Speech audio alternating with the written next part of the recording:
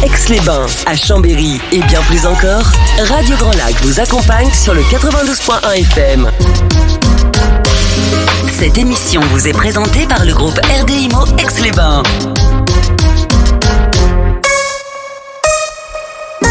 Vous entendez les murmures du lac? Histoire, immobilier, culture, Romain a plein de choses à vous dévoiler.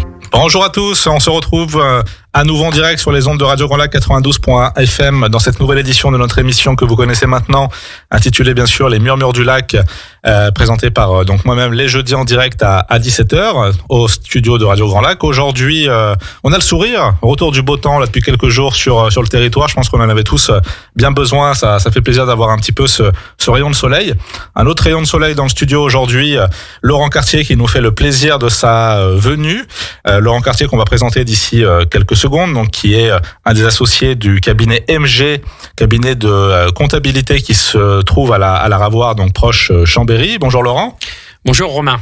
Merci de t'avoir libéré, je sais, de ton agenda bien chargé, puisque voilà, associé cabinet MG, c'est pas rien. Bravo pour déjà cette réussite, puisque c'est un cabinet qu'on ne présente plus, qui est assez bien connu dans le bassin chambérien et aixois. Donc merci à nouveau d'avoir pris un petit peu de temps pour nous.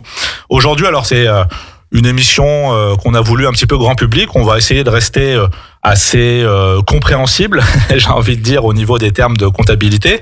La comptabilité, voilà, c'est un pavé bien évidemment important de l'économie. Il y a pas mal de choses qu'on va essayer de voir. Donc aujourd'hui, l'idée, c'est de présenter un petit peu les grandes lignes de cette activité assez riche et variée. Juste avant de rentrer un petit peu dans le détail, présente-nous un petit peu cabinet MG, d'où vient déjà un petit peu ses initiales, un petit historique un petit peu de la compagnie, comment on pourrait...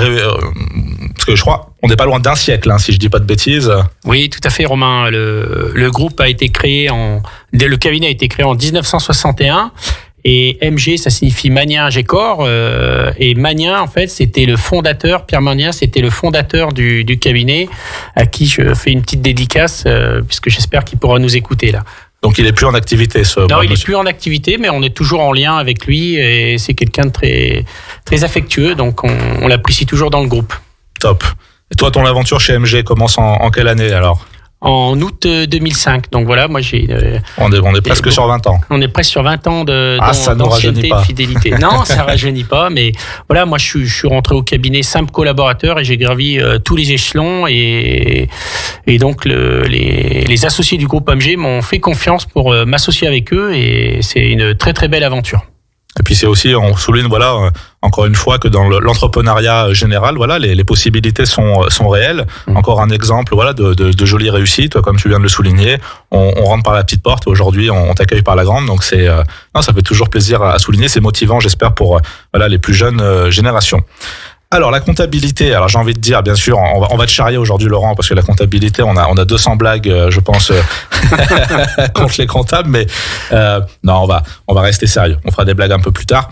Moi, j'étais curieux de savoir un petit peu, avant de rentrer dans un petit peu ce qu'on a essayé de préparer, quel serait, comment on pourrait résumer un petit peu cette activité de comptabilité, si on pouvait faire une espèce de forme d'introduction à ce métier, en quelques phrases, mais assez synthétiques. Comment tu résumes ton métier? Tu dois l'expliquer à tes enfants, justement, qu'est-ce que tu leur dirais pour qu'ils comprennent un petit peu? Alors, tu as raison, il y a une mauvaise image de la profession de la comptabilité, et même mes enfants peuvent se poser la question, qu'est-ce que je fais?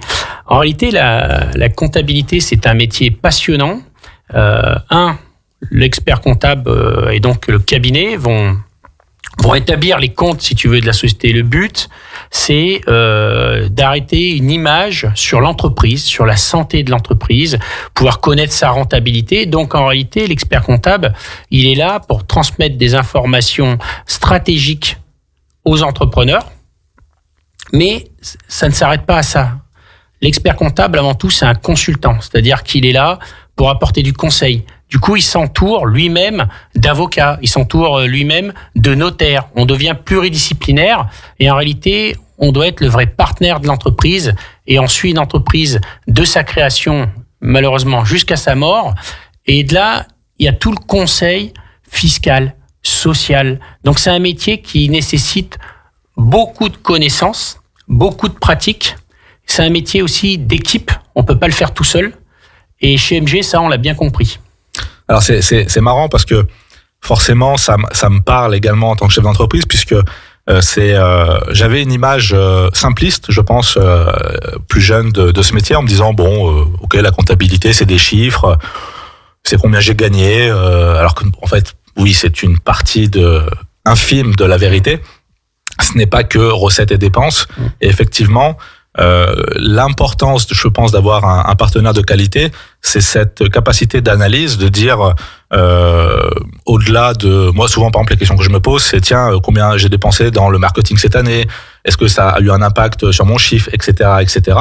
Et je pense qu'effectivement ces réponses-là sont beaucoup plus simples quand le partenaire est efficace, met le doigt, j'imagine, sur certaines données qui sont importantes, et ça permet effectivement au chef d'entreprise, à l'entreprise elle-même, d'aller vers une direction ou une autre. Et je pense que vous êtes en première ligne, puisque vous avez, je pense, les résultats factuels de tout ça sous les yeux, en disant soit attention ou attention, investissez, n'ayez pas peur, vous êtes en bonne position. Voilà, je pense que ça peut donner un petit peu une tendance.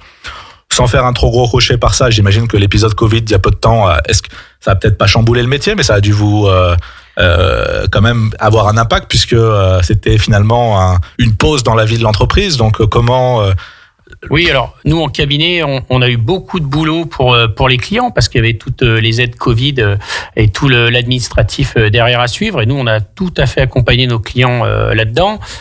Il y a eu aussi toute la place des mises en place de PGE, vous savez, les prêts garantis par l'État. Donc il a fallu quand même assister les clients, faire des prévisionnels, rencontrer les banques, discuter. Et donc là, on a su accompagner nos clients dans ces moments-là. Donc ça n'a pas été en fait une époque de repos dans les cabinets, mais bien plus de suractivité même. Voilà, c'est un peu dans ce sens que je le pensais. C'est en plus de concepts un peu nouveaux, donc il a fallu assimiler ce que l'État a voulu expliquer, ce qui n'est pas forcément toujours facile. Alors, justement, dans notre compréhension un petit peu globale, un petit peu dans les appellations basiques, comptable, expert comptable. Est-ce que déjà on peut faire une petite distinction entre les deux ? Tout à fait. Alors, l'expert comptable, avant tout, c'est un métier réglementé. C'est-à-dire que pour user du titre d'expert comptable, il faut avoir le diplôme d'expert comptable, qui est un Bac+8. Voilà, c'est un diplôme d'État. Et aussi, il faut être inscrit à l'ordre des experts comptables, avoir prêté serment. Car en réalité, c'est un peu le médecin de l'entreprise. Et nous, on établit les comptes. Voilà, alors que le comptable, lui, il va travailler soit en entreprise, mais il n'a pas une qualité de signature sur les bilans, ou en cabinet. Mais il n'est pas inscrit à l'ordre, il ne peut pas, pour établir des comptes des sociétés, il faut avoir le diplôme d'expert comptable. On pourrait faire le parallèle, peut-être que je me trompe, mais je risque la chose, un peu comme un clerc de notaire et un notaire. Oui. Où c'est quelqu'un qui connaît quand même la profession, qui dégrossit vachement le travail. Et effectivement, l'expert comptable, lui, va valider officiellement. C'est ça. Et il en assume la responsabilité, j'imagine. Il n'y a pas que le côté lumineux de la chose, il y a aussi le côté responsabilité. Un peu bien comme sûr, le notaire pénal, même un pénal. Qui a la plume et qui va. C'est lui qu'on va chercher si jamais il y a un souci.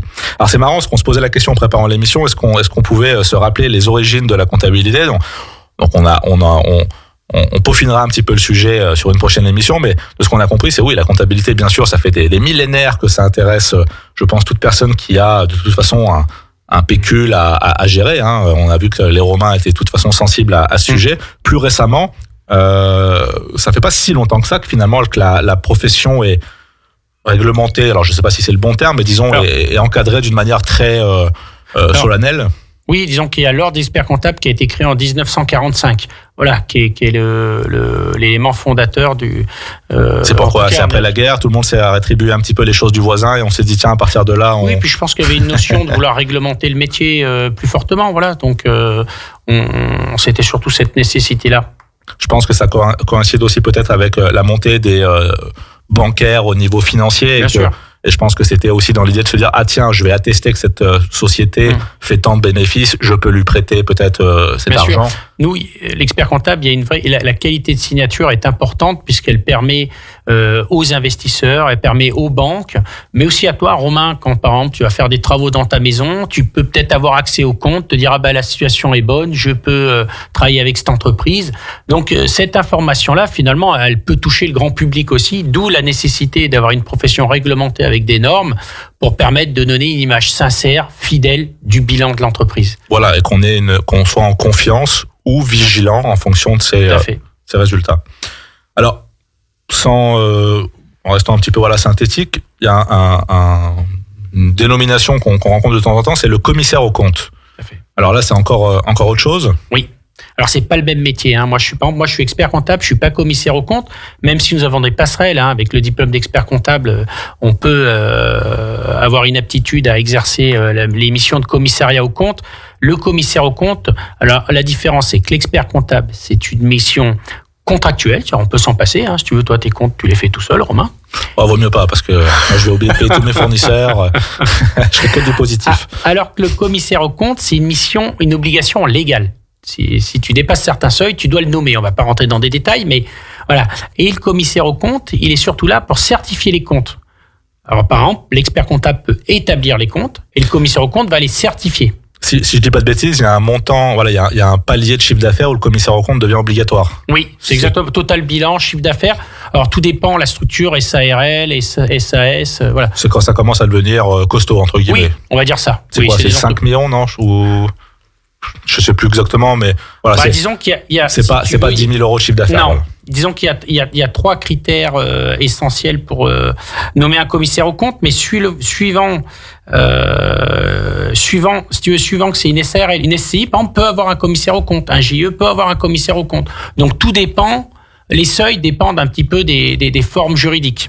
Un autre aspect fort que j'ai découvert et que j'ai apprécié aussi sur les cabinets comptables et notamment MG, c'est cette capacité de conseil à la création d'entreprise.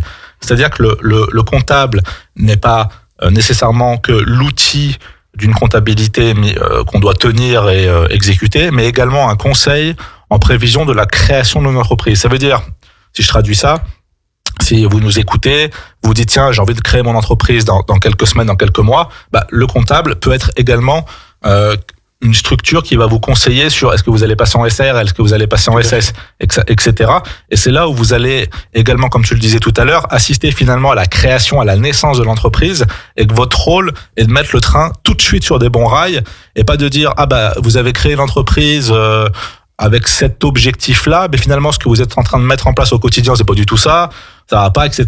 Est-ce que c'est aussi quelque chose ça doit être l'aspect un peu plaisant, j'imagine, du métier. C'est quand même plus sympa de faire ça que de trier les notes des gens. Ah ouais, en fait, si vous voulez, dans la comptabilité, souvent on assiste les clients. Alors, déjà, on les écoute. Voilà. Le plus important, c'est d'écouter le projet de la personne et adapter l'aspect juridique, on va dire, à son projet. Donc, on va l'écouter. Après, on va le conseiller sur le choix de la structure en fonction de la typologie de l'activité, s'il y a des financements, quel statut social, est-ce qu'on est obligé de faire des levées de fonds, par exemple. Pour les marchands de biens, c'est le cas, typiquement. Donc ça, on va adapter, si vous voulez, la forme juridique au projet du créateur. Au-delà de ça, on va aussi l'accompagner dans un business plan, dans un prévisionnel, parce que l'idée quand même, c'est de se dire quel chiffre d'affaires je vais faire et par rapport aux moyens que je mets en place, combien ça me coûte et combien je peux me rémunérer, parce que c'est quand même important. Donc on va établir un prévisionnel qui va permettre au créateur de se poser lui-même des questions. Voilà. Et pour faire ce prévisionnel, si vous voulez, l'avantage qu'on a en cabinet, c'est l'expérience, notamment chez MG, on a ça. On a une multitude de clients. On a 34 000 clients. Donc ce qui fait qu'aujourd'hui, on a une data. Donc sur certains secteurs, on connaît les taux de marge. Donc, on va pouvoir affiner le projet avec le créateur en regardant bien la cohérence du projet. Alors, je rebondis aussi parce que tu as précisé marchand de biens. Donc, effectivement, notre rapprochement entre le cabinet MG et nous, à premier titre, en tant qu'agence immobilière, c'était effectivement cette spécialité, alors pas forcément unique, mais une grosse sensibilité dans le domaine de l'immobilier. Et c'est ça qui nous a rapprochés, c'est-à-dire MG a vraiment cette culture de la comptabilité immobilière, c'est-à-dire que vous avez une grande partie de promoteurs, marchands de biens, agences immobilières, agents immobiliers, négociateur immobilier, j'imagine à titre d'indépendant, pas que, mais voilà, je sais que tu as bien sûr plein de restaurants et autres, mais la gestion immobilière, c'est quelque chose d'assez spécifique. Et si effectivement un futur promoteur nous écoute, le cabinet MG a cette clientèle et comme tu l'as souligné, a une expérience, un data et tout de suite pourra dire oui, cette opération au niveau des chiffres du moins ça tient la route, vous n'allez pas dans le mur, alors que pourrait dire attention, a priori vous allez perdre ça marche pas quoi. Et, oui, on a une certaine expérience dans ce qu'on appelle les balances financières même des promoteurs, à savoir comment se faire financer aussi, parce que le promoteur, le nerf de la guerre, c'est se faire financer. Et en fait, le juge de paix, finalement, si tu veux, d'un prévisionnel, c'est bien la banque, si elle te finance ou pas. Mais effectivement, le cabinet où je suis, moi, j'ai une spécialisation immobilière où j'accompagne des marchands de biens, des promoteurs, dont je connais les moyens de financement. Je sais adapter tous les prévisionnels à leur métier et je connais surtout toutes les particularités fiscales et comptables pour accompagner ces promoteurs. Alors, on le verra en deuxième partie de cette émission, mais un petit mot. Est-ce que le cabinet peut accompagner également le particulier à travers des SCI bien sûr, plus modestes entre guillemets, mais des choses plus grand public? Voilà, bien sûr. En fait, les gens pensent que la comptabilité, elle n'est que pour les professionnels, alors qu'en réalité, la comptabilité peut toucher du particulier. Le particulier qui va investir, par exemple, dans un appartement, il doit, ou en tout cas, je vous conseille d'aller voir un expert comptable, parce que il va le conseiller sur son choix de structure, son choix fiscal. Donc, il va l'accompagner là-dedans, un expert comptable, mais aussi dans l'établissement des bilans et des obligations fiscales. Et nous, on le fait aussi. Top. C'est plutôt une question de curiosité, avant une petite coupure musicale. Mais si tu pouvais nous résumer un petit peu ton quotidien, c'est-à-dire pas forcément entrer trop dans le détail ou le confidentiel, mais une semaine type chez Laurent Cartier, qu'est-ce que ça donne chez un cabinet comptable un peu comme MG, assez dynamique? Alors une semaine type, alors j'ai si tu veux, j'ai aussi des bilans à valider. Je valide tous les bilans qui sont faits par les collaborateurs. Je les présente aux clients. Ces rendez-vous de bilan, en fait, on va discuter du bilan, mais un promoteur, il sait à peu près la marge qu'il fait. En fait, on va plutôt parler des nouveaux projets, on va faire des prévisionnels, on va discuter de fiscalité sur certaines opérations. Donc ça, c'est une partie de mes journées. Je vais monter aussi des prévisionnels, je vais accompagner les clients dans des levées de fonds pour des opérations de promotion. Ça, c'est une journée type que j'aurai. Et puis de temps en temps, regarde, je passe à la radio avec toi. Et ça, c'est le plus sympa de ta semaine. Faut quand même le souligner parce que passer un petit moment avec Jean-Pierre. Parce que Jean-Pierre, on l'a pas entendu là. Je le prends. J'adore il a quand même mis son casque, le Jean-Pierre. Je pensais le piéger. Mais mon petit Jean-Pierre, bonjour. Mais je suis là, Romain. Bonjour, Romain. Parce que moi, après Jean-Pierre, c'est quand même. J'étais en train d'écouter cette émission très intéressante. Jean-Pierre, moi, c'est mon commissaire de connaissances. C'est-à-dire, à un moment donné, il est là pour me dire si mon invité raconte des bobards ou pas. Pour l'instant, il avait l'air. Non, pour l'instant, c'est top. On est pas mal. Bon. Pour l'instant, c'est un invité de qualité encore. Puis, merci, c'est sympa. On va tout de suite en plus préciser que, chers auditeurs, donc Laurent a choisi une petite chanson du groupe Muse, qu'on présente plus, groupe de rock emblématique. Donc on va voir si ses qualités de choix musicaux sont à la hauteur de son talent professionnel. En tout cas, on se retrouve dans quelques minutes après cette coupure pub. Tu restes avec nous, Laurent. Allez, merci. À tout de suite. À tout de suite. À Aix-les-Bains et autour du lac du Bourget, Radio Grand Lac, la radio de l'identité locale. Cette émission vous est présentée par le groupe RDIMO Aix-les-Bains. Vous entendez les murmures du lac?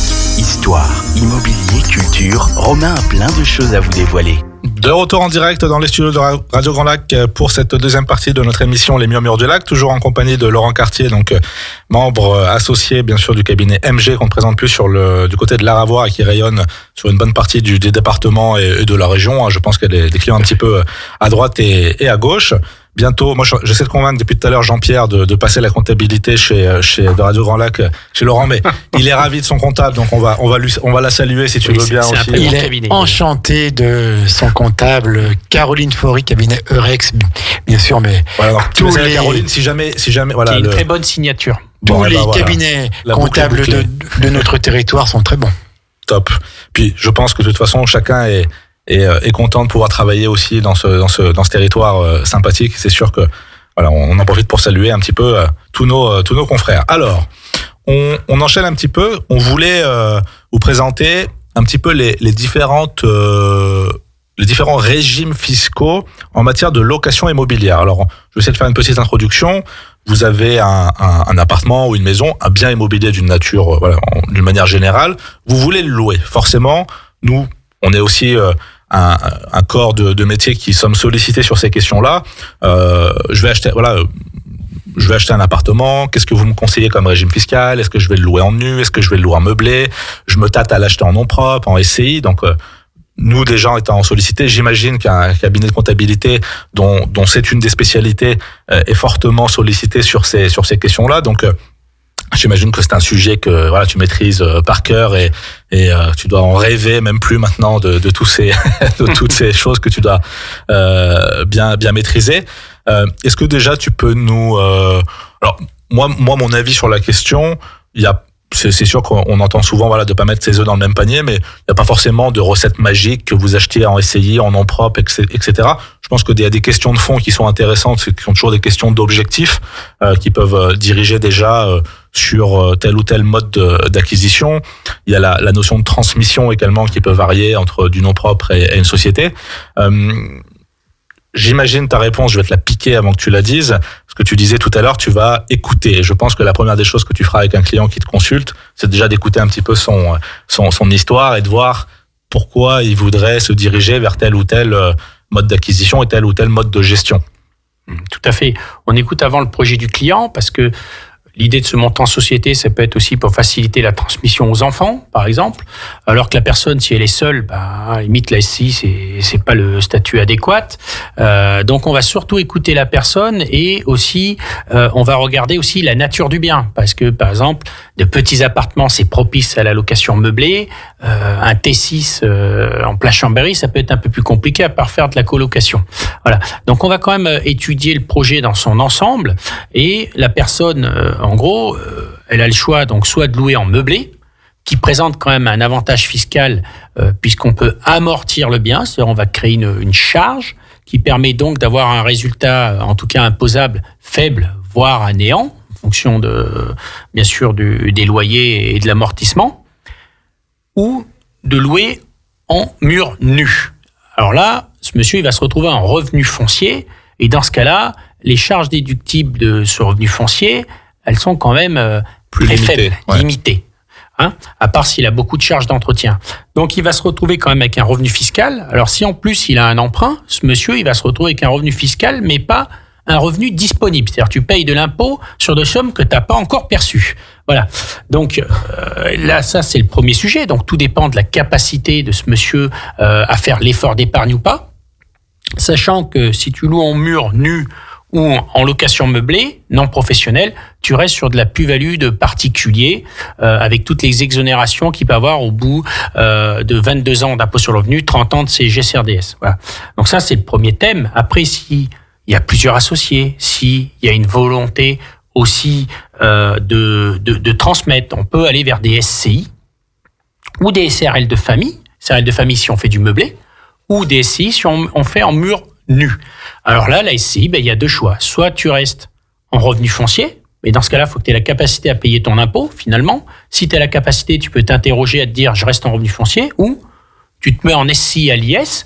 Dans ce cas-là, pendant toute la vie de l'investissement, tu auras une fiscalité beaucoup plus légère, mais par contre, la sortie, tu payes beaucoup d'impôts, si je te résume. Voilà. Alors, si on traduit en logage un peu commun, c'est à l'IR, impôt sur le revenu, via une SCI, finalement, les loyers, donc mettons, je loue un appartement 500 € par mois, finalement, c'est 500 € par mois, je les déclare, dans mes revenus, et ce revenu s'ajoute à mes salaires ou autres, et fait gonfler mon imposition. Tout à fait. Ça veut dire que, et les prélèvements sociaux. Voilà. Ce qui veut dire que si j'ai une dette en face ou pas, je ne l'amortis pas, Non. En fait, l'État considère que le plus et pas du tout les charges. Je suis dans un... Oui, en tout cas, les charges déductibles sont très limitées. Voilà, sont plus limitées. Voilà. Donc, on crée, si tu veux, du revenu fiscal, imposable aux impôts, mais si tu as un emprunt en face où tu as la nécessité de rembourser l'emprunt, tu te retrouves donc avec pas d'argent en plus et finalement un effort d'épargne à faire parce que tu dois rembourser quand même et un impôt à payer. C'est ça qui est... Et un impôt à payer. Alors qu'à l'IS, finalement, je vais pas. Alors déjà, pour qu'on comprenne également, c'est qu'à l'IS, ça restera dans les comptes de la société. C'est déjà pas directement sur mon compte bancaire personnel. Ah mais donc à l'IS, alors dans les deux cas, hein, les SCI ont un compte bancaire. Hein. Donc l'argent appartient quand même à la SCI. Il faut, quel que soit le régime, il va falloir le distribuer quand même pour l'obtenir. Par contre, quand tu distribues une assemblée, tu distribues un dividende sur une SCI en revenu foncier, le dividende n'est pas imposable puisque tu as déjà été imposé sur les revenus directement. Alors qu'à l'IS, ce qui va se passer, c'est que la société va être soumise à l'impôt sur les sociétés, en gros à 15% d'IS, et au-delà de 42 800, 25%. Par contre, après, si tu distribues, ben là, c'est du dividende. Donc, soit tu le mets dans tes revenus avec un abattement de 40%, soit tu te dis, je prends la flat tax. Donc, au pire des cas, tu es taxé à 30% sur ces sommes. Voilà la différence. Souvent, dans les sociétés IS, on voit quand même des investissements assez lourds. La SCIS, elle a du sens si tu revends jamais, en fait. Alors, c'est un petit peu toujours ce qu'on a en tête, parce qu'effectivement, on va avoir un bénéfice finalement dans la durée de détention qui est intéressant. Par contre, effectivement, si on doit revendre, bon, là, ça peut... Alors après, il y a deux écoles, il y a toujours l'interprétation. On pourrait se dire, effectivement, je vais payer cher à un moment donné, mais j'ai eu quand même une économie peut-être d'équivalence, et au final, je me dis, bon, sur le coup, j'ai l'impression que je paye quelque chose de significatif, mais pendant 15 ans, 20 ans, j'ai pas payé grand-chose. Alors, je vais te dire, pour faire ça, pour faire des calculs, nous, on a un logiciel spécialisé qui permet de te dire, en fonction des hypothèses qu'on met, des hypothèses de vente, de durée et tout, savoir quel est le régime qu'il faut choisir. Et ça nous calcule finalement le cash flow de sortie. Donc, on est capable de vous dire précisément quel choix il faut choisir, SCIS ou revenu foncier, en fonction des hypothèses qu'on aura mis, parce que d'une hypothèse à l'autre, effectivement, ça peut changer. Mais ça, on est capable de vous accompagner là-dedans en fonction des hypothèses, d'accompagner le grand public. Est-ce que, en plus, j'imagine que l'intérêt, en plus d'être dans un territoire tel que le nôtre, d'une manière générale, les locations de meublés, je pense, ont explosé. La location courte durée, c'est vachement démocratisé. J'imagine qu'au cabinet, ça, vous l'avez senti, et que j'imagine que par rapport à il y a 20 ans, il y avait probablement moins de... Alors, oui, mais au cabinet, on avait quand même, Romain, le cabinet, donc, a une grosse partie immobilière, et la partie de location meublée a été montée il y a très très longtemps chez MG, donc ça fait longtemps qu'on fait en tout cas de la fiscalité de location meublée. On a un très très gros service de location meublée avec environ 25 000 clients quand même. Ouais, donc c'est... On est un des référents. Ok. Ouais, de toute façon, c'est ce qu'on avait un petit peu compris dans le bassin, qu'il y avait en tout cas cette culture effectivement du meublé qui... alors, d'avoir tapé juste aussi, parce que je pense que ça historiquement, il doit y avoir un lien avec la capacité économique du territoire à aussi créer cet intérêt et cette économie. En montagne, ouais. Ouais, je pense en montagne, il y avait déjà des prémices. Dans le sud de la France, je pense qu'il y a des prémices, mais maintenant... C'est vrai que ça crée aussi une tension, alors c'est un autre sujet, mais ça crée une tension sur plein de villes, que ce soit Chambéry, Aix-les-Bains, d'avoir finalement des propriétaires qui se disent, ma foi, je gagne 2 fois plus en faisant la courte durée. Pourquoi, entre guillemets, je vais le louer en longue durée, en nu, de manière classique, puisque j'ai un rendement qui est quand même plus important. Donc, rendement net fiscal plus important. Ouais, c'est ça. En plus, c'est qu'il y a d'une part un gain moins taxé, entre guillemets, enfin du moins qu'il y a une fiscalité peut-être plus souple. Est-ce que ça va durer, tiens, tu penses qu'ils vont, entre tout ce qu'on voit aujourd'hui, que l'État est un peu passif là dans... Sur cette niche fiscale, il n'y a jamais vraiment eu de variation pour le moment, donc non, je pense que ça va durer. Non, en tout cas, c'est pas dans les textes qu'on lit actuellement ou dans les projets de loi de finances qu'on a pu avoir ces dernières années. Ok, donc pour l'instant, ça reste une valeur sûre, plus ou moins, de réfléchir là-dessus. Est-ce que quelle serait... est-ce qu'il y a des alternatives un petit peu si on pourrait dire que finalement voilà le régime SCI à l'IS pour faire de la location, ça semble être un choix qui se dessine, mais est-ce que finalement dans d'autres cas de figure il y aurait des alternatives intéressantes également où 95% des gens font ça, est-ce que tu arrives à avoir une petite proportion justement d'utilisation au réel? Non, il y a pas vraiment de règles en fait. On a autant des SCI en revenu foncier, nous, des SCI à l'IS, tout dépend le projet. Je dirais pas qu'il y a une grosse proportion des CLIS ou une grosse proportion des SCI revenus fonciers. Par contre, on a les personnes physiques, le grand public qui vient, quand même, ils s'orientent plus sur du meublé. Voilà. Pour les avantages fiscaux, parce que vous avez de la location meublée non professionnelle, vous avez l'avantage fiscal, finalement, de pouvoir amortir le bien et vous sortir en plus-value de particulier. Donc, c'est vrai que c'est un régime qui est quand même intéressant pour le particulier. Ok. Est-ce que, alors, c'est pas une question piège, mais est-ce que tu as en tête, par exemple, le coût, je me dis, tiens, j'ai une SCI, j'ai 2-3 appartements, pour qu'on ait un peu une idée du coût de gestion que ça représente chez un professionnel. Est-ce que c'est 500 € par an, 1000 € par an, 3000 € par an? À l'IS, c'est toujours un petit peu plus cher qu'en repos foncier. Non, mais tu peux compter entre 600 et 700 € hors taxe pour une SCI revenu foncier. Après, ça dépend du nombre de biens qu'il y a dedans. Hein. Et sur une SCIS, on va être plus proche de 1000, 1200 € hors taxe. Voilà, c'est à peu près le tarif du secteur. Ouais, donc ça reste quand même quelque chose d'abordable, très correct pour avoir une optimisation plutôt efficace de cette problématique, un suivi de tout ça. Est-ce que en termes de comptabilité, finalement, c'est plus la fiscalité qui va être l'objet de l'attention, parce que j'imagine après, par rapport à une entreprise, une tenue de comptabilité, bon, il y a les kits, quoi qu'en courte durée, il y aura peut-être toutes les factures des séjours, tout l'équipement, tout le mobilier, l'amortissement on amortit le mobilier, l'électroménager, voilà, il y a un petit peu tout ça à considérer, donc c'est quand même un petit peu de boulot. Oui, donc sur 2, 3, 4 logements, bon, voilà, ça reste un prix. Tu ne voles pas les gens, Laurent, c'est bien, c'est un prix correct. Non, et puis surtout, les gens, ils achètent leur sérénité. C'est-à-dire qu'ils sont tranquilles. Tout a été packagé par un expert comptable. On a la qualité de notre signature derrière. Donc, les gens, c'est une garantie, quoi. Ils sont tranquilles. Ok. Puis, de toute façon, j'imagine qu'effectivement, vu le nombre de dossiers en gestion et de toute façon, ce savoir-faire qui résonne localement, je n'ai pas de doute qu'on est entre de bonnes mains. Merci Laurent. Alors, pour cette première émission, j'ai été sympa. Pas eu de questions pièges, pas eu de questions. Bon, après, en même temps, la comptabilité et moi, mais je vais bosser mon sujet pour la prochaine. Promis, j'aurai des petites questions un petit peu salées. Ouais, je vais bouquiner le thème. En tout cas, ravi de t'avoir reçu dans les studios de Radio Grand Lac. Merci, très sympa. J'ai passé un super moment. Vous êtes vraiment formidable et puis bel accueil. Super. Et ben écoute, en tout cas, on se reverra pour une prochaine mission avec certitude. On essaiera de trouver des sujets. Voilà, on compte sur nos auditeurs comme souvent qui nous demandent souvent des petits avis. Donc si vous avez des sujets que vous voulez aborder avec Laurent sur le thème de la comptabilité, écoutez, n'hésitez pas à nous faire part de vos idées. On prendra en considération. Et puis merci à Jean-Pierre encore une fois pour avoir géré la technique aujourd'hui. Promis un jour, j'ai pas envie d'apprendre, vous savez, à gérer la technique. Moi, je suis un des rares animateurs qui ne le fait pas parce que j'aime bien avoir mon petit Jean-Pierre à côté. Qui me fait des petits sourires, qui regarde dès qu'il regarde son téléphone, je lui parle. Comme ça, je requiers son attention. Mais merci Jean-Pierre encore une fois d'avoir assuré le côté technique de tout ça. Sans toi, je ne serais qu'une voix sans écho. Donc, écoutez, passez une belle fin de journée sur le territoire d'Aix. Je pense que bord de lac ce soir, il y aura pas mal de monde puisqu'il y a une belle fin de journée qui s'annonce et je pense qu'on en a tous bien mérité. Donc, un bel apéro à toute la Savoie. Merci beaucoup, à bientôt. Merci. 24h sur 24. 7 jours sur 7. Vous écoutez Radio Grand Lac sur le 92.1 FM.